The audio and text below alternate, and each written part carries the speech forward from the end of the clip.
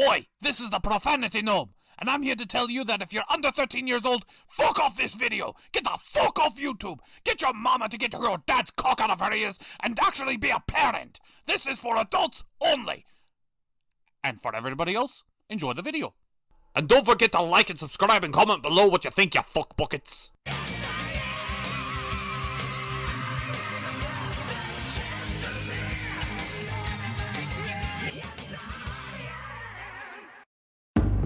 Commando, I should have known you would be here. These kinds of events always attract the most primitive minds. You know, Essa, that statement reflects more on you than it does me. My strength comes from skill, practice, and discipline, while all you do is just beat someone overhead like a mindless gorilla. Then just call me Harambe, because I'm about to drag your ass all around the zoo. Like Harambe, you will be shot in the process. And I'll come back reincarnated as the coronavirus and wipe you and your entire family off the face of the planet. I hate you! I hate you more! You know, they should really just fucking get it over with. Look what I found! I feel like something funny's going to happen to Commando and Essa. Meow?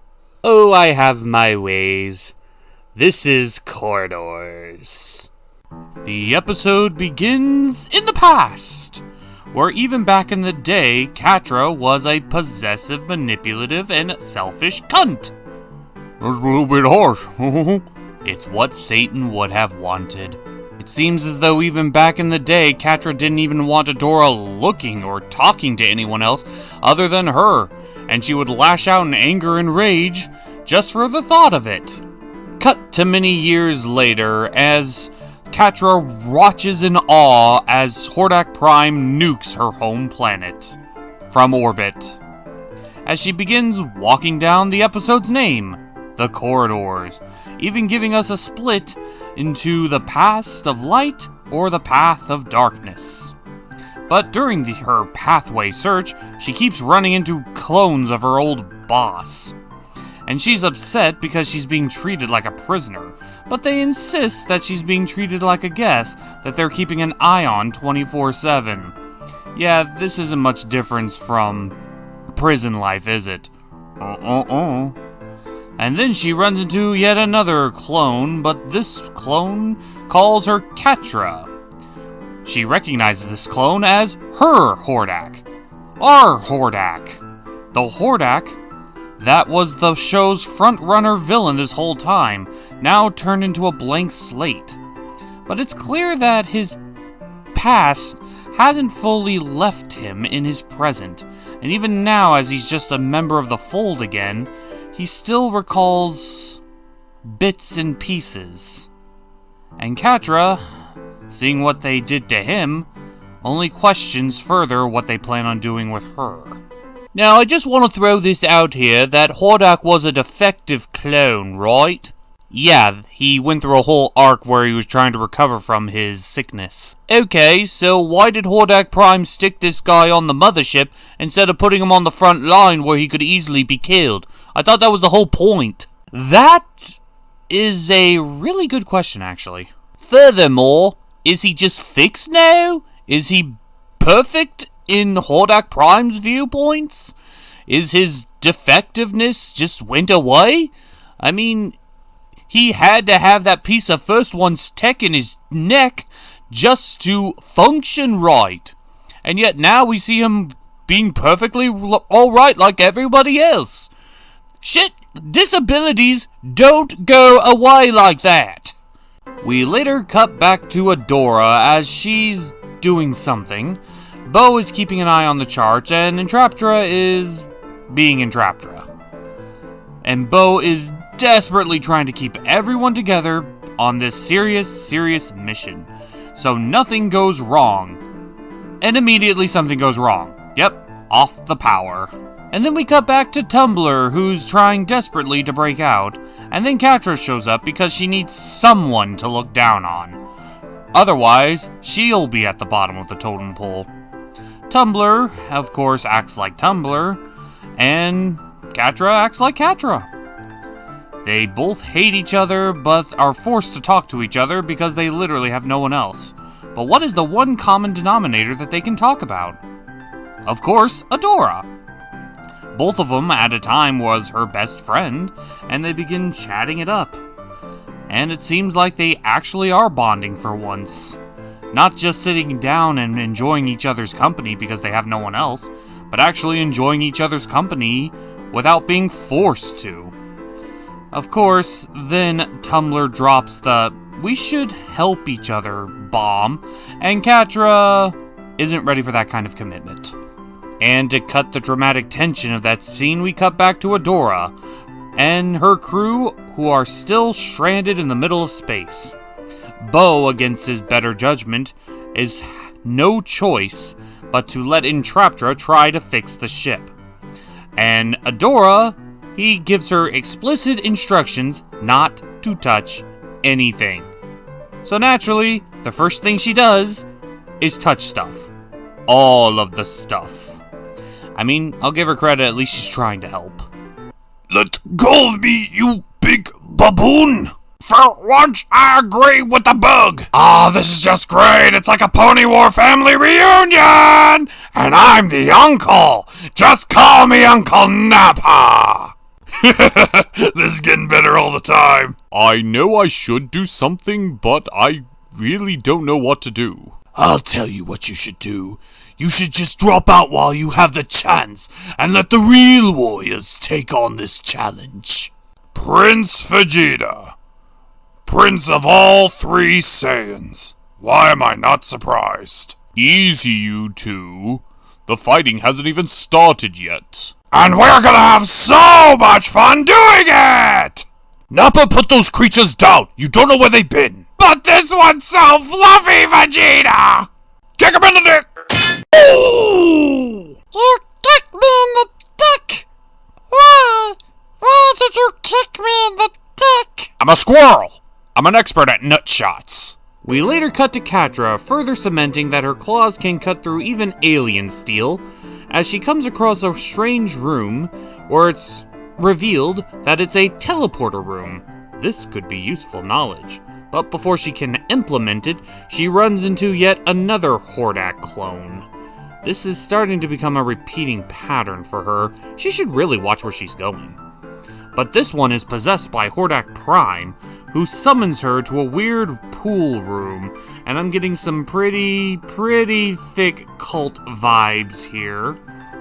And Hordak Prime does his weird thing where he explains/threatens people again, being very choosy on his words, as he shows Catra that the ship that Adora's on is headed straight for him. Catra plays dumb and says she doesn't know anything about it, and Hordak sees through her lies, but then shows her exactly what could await someone who isn't fully on board with his plans, as he takes the original Hordak, puts him in that weird green pool, and oh my god! That looks excruciating. What the hell? Seriously, you didn't have to go through all this trouble, Prime. You could have the same effect by putting him in a bathtub with a toaster. So after that psychotic display of cult worship, Hordak Prime instructs Catra to get any information out of Tumblr as possible because, you know, he knows all about her visits. So then we cut back to Tumblr trying to engineer her own escape, as Catra comes in with some birthday cake. And, well, Tumblr once again tries to convince Catra to help her out, and Catra actually does. She actually makes a good decision. She informs Tumblr that Adora's on her way, in the ship. Tumblr tries to say, no, we gotta help her, we gotta stop her. But Catra says, I don't have to do anything. I'm not on your side, remember? I'm the bad guy. Tumblr says, bitch, you are not the bad guy. You're clearly being written to have a redemption arc this episode. And Catra's like, no, I'm not. Tumblr, yes, you are. No, I'm not. And then she runs off. We cut back to the B plot for a second, as Adora is Adoraing, trying to do her best, but her best doesn't fix the ship. And Bo is doing everything in his power. Oh, god. Who let Entraptra anywhere near the airlock? Motherfuck. Okay, why did Bo leave Entraptra unsupervised for an untold amount of time? But the fact that she is outside the ship seems to cause Bo to finally crack open like an egg. He's going to murder everybody. I just know it. I'm calling it now. Bo is going to break this season. And the power turns itself back off again. God, this series is just pushing him to the break. We later cut back to Hordak Prime, who still proceeds to convince everybody that his dreadlocks don't look fucking weird, and that he has the bigger dick than everyone else. And Catra is tired of hearing about this shit for the umpteenth time, and decides maybe, just maybe, admitting you're wrong and joining the good guys is preferable to listening to his bitch ass. We then cut to yet another flashback, as Catra is being an adorable little tsundere, and Adora's just like, we're always going to be friends forever and ever. But she's just like, no, we not friends, you like that person more than me. And Adora's just like, bitch, I can have more than one friend, but you are still my best friend. And Catra goes, no, I never apologize, blah blah blah blah little kid stuff. She's a lesbian. The shipping is strong with this one. The shipping's been strong with this one. They've been playing this angle with Catra from season 1. It's finally time they capitalized on it. So we cut to Catra in the present day walking down the corridors as she gets reminiscence of days gone by as she remembers her friendship with Adora. And this finally seems to spring Catra into action and realize she's got to have her character redeemed before the series end. So why not sooner rather than later? And I totally called it on the potluck. Everyone's gotta pay up. So she attacks the prison guard, stabbing him in the back of the neck and probably killing him, and then rescues Tumbler from her jail cell. But unfortunately, past transactions catch up to them, as even though they're now working together, Catra still has yet to learn to look where she's going as she runs into Hordax. They get cornered, and Catra is forced to fully expose herself and break free, which causes the alarm to go off. She then takes Tumbler into the teleportation room, where she locks Tumbler up and begins to open communications and activating the machines. How does she know how these machines work? Who knows? Your guess is as good as mine. So with Hordax coming in from all sides, Tumbler says, we have to rescue you too, but she says, nope, it's too late for me. We then cut back to Adora and friends as they got the ship back up and running, and Entraptra is somehow hugging a hologram. I don't question it at this point. But then communications is opened up as Catra says, hey, I'm going to be doing one good deed for you guys, so I'm going to give you a save and send Tumbler to your location. Adora's like, oh, cool beans. Hey, wait, what's all that noise in the background? Oh, that's just a bunch of Hordaks trying to capture me. Oh, wait, what? Hold on, Catra, let us help you. No, I don't want to be helped. You know it as I do that I have to self-sacrifice because otherwise it won't feel redeemed. So here's me self-sacrificing myself. Oh, by the way, I'm sorry for everything I've ever done. Please forgive me. Here's a Tumbler. Bye-bye. And teleports Tumbler to some random spot in space. And before I continue, yes, I did take the piss out of the scene. But here's something a little bit more serious. As far as Catra is concerned, I don't consider this redeeming for her character. She hasn't fully redeemed herself. Catra has done a lot of bad shit, and one good deed doesn't offset all the things she's done. Yeah, she saved Tumbler and, by extension, saving Adora, but it's not because it's the right thing to do. It's because she doesn't want Adora being hurt anymore by this psycho madman with white dreadlocks. Now, this is Season 5. If they were going to redeem her, it would have to be now. But there wasn't enough time to give her a full-on arc in 13 episodes. So instead, they just went for the quick solution for the self-sacrifice. And I hate it when people think that just because they're willing to self-sacrifice, that automatically makes their character redeemed. No, it doesn't. Catra self-sacrificing is the bare minimum for what she could do this late in the game. Remember, this is the bitch who threw everybody through time and space and killed the entire planet. This is the bitch that's responsible for the death of Tumblr's mom, all because she wanted to show up Adora. That's the type of character we're dealing with. And yeah, I don't believe that this one act of saving Tumbler is enough to redeem her, but it is enough to start her on the path of redemption. And that's what I wanted to get across here. This isn't redeemed, this is starting the path. So after Catra cut the communications, they get a location of where Tumbler is being sent to. Bo tells Entraptra, do whatever you got to do to get us to that location, and her face lights up like a birthday cake as she puts the ship into warp speed. Adora and Bo don their spacefaring suits as they open the cargo hold to see that Tumbler is literally in the vacuum of space with no breathable oxygen. How is she not exploding by the pressure? Regardless, it doesn't have to make sense. It's fucking She-Ra. As they manage to grab her and take her in, as I guess the green energy is protecting her? I don't know, there's no explanation for why her head isn't blowing up. And Adora and Bo are just happy that their friend kind of is safe. I say kind of friend because, you know, this is the first time they saw her since she decided herself to doom the planet with the super weapon. But then she goes, oh, by the way, Catra saved me, so we should probably do something about that. And Adora has mixed feelings. But before we could get to that, it's time for consequences! As Catra is now in deep doo-doo with Hordak Prime, who is 100% done with Catra's BS. And he starts saying, no, you can't do this shit because my dick is so big. Yes, I keep saying dick jokes with this guy, but let's be honest, this is the type of guy who would have that kind of shit to talk about. And then Catra starts openly mocking him to his face, saying, fuck you, what did you expect? I betrayed the Hordak I thought was the original.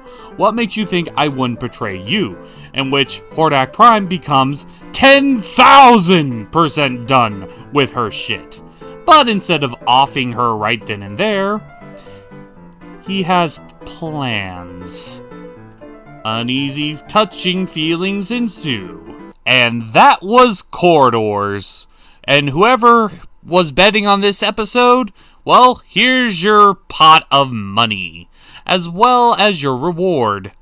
You get the episode synopsis. The episode does in and of itself a good job trying to play with your emotions, with Catra and the whole back to the past bit. But I still can't bring myself to believe that even after saving Tumbler, Catra is truly redeemed. She's just starting down the path. And all this episode was doing was trying to push for Catra to be partially redeemed.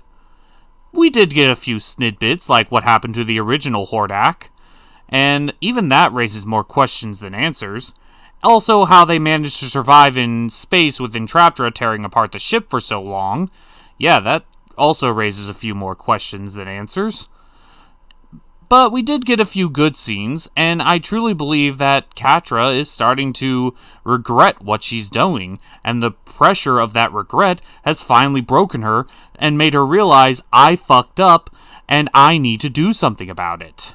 Those feelings were always there, and we've known those feelings were there for a very long time. It's just now they finally are paying off. And that's a good thing. But the moment Catra set Tumbler free is the equivalent of when Zuko set Appa free. It's the sheer equivalent.